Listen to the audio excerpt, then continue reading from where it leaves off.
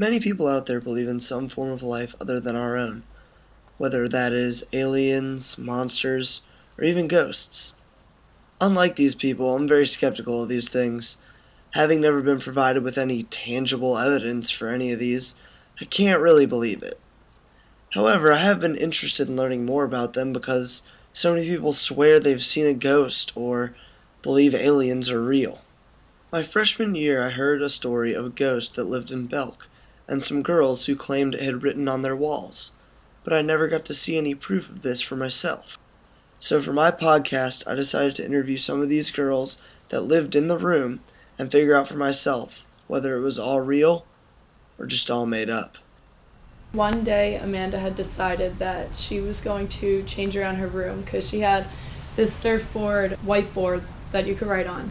And her and Steph always changed around the room, her roommate. And all of a sudden, she moved the surfboard to another wall, but she felt raised lettering off the wall. But in Belk, it's all cinder block, so it's not like a regular wall that you could write on in the UC. It was raised.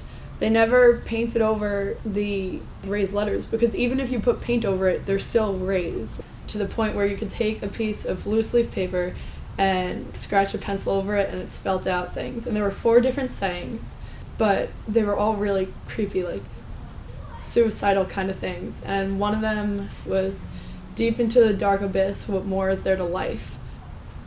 All of us that lived there, we didn't believe in ghosts.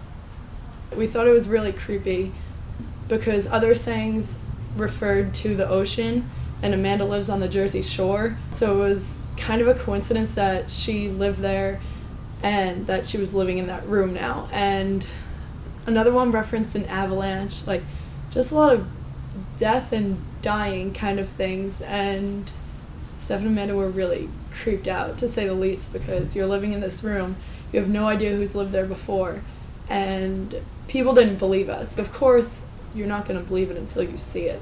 I was still skeptical, but she had caught my attention.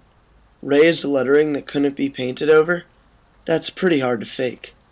She also seemed pretty confident in her story, and knowing Erin, she really didn't have a reason to lie to me. So I decided to check it out, and Erin agreed to come with me. When I got there, the guys that lived in the room were not interested in my podcast and didn't want me to record them, but they did let me go look at the writings. As soon as I walked in, I saw them. I couldn't really make out what they said, but with Erin's help, I could decipher the words through the letters. The first one looked like avalanche. Next, I wish I was by the shore. Then, deeper into the abyss, what more is there to life? And finally, history repeats itself. I was somewhat shocked that the lettering was actually there, and that I could see it and feel it. And the sayings did have an eerie feel to them. So I decided to get another perspective, from one of Erin's suitemates, Stephanie, on what she thought the letters were saying.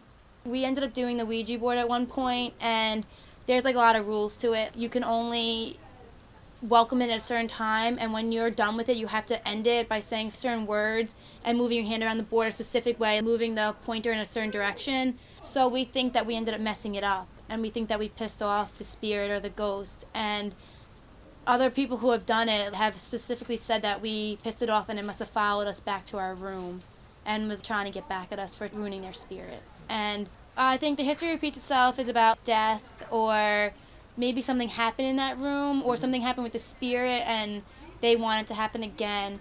And then avalanche, I remember we looked it up in a Greek term, and it meant something along the lines of death too. So we think that it was someone who died and maybe wanted, like, out of spite to come back, have it repeat itself again.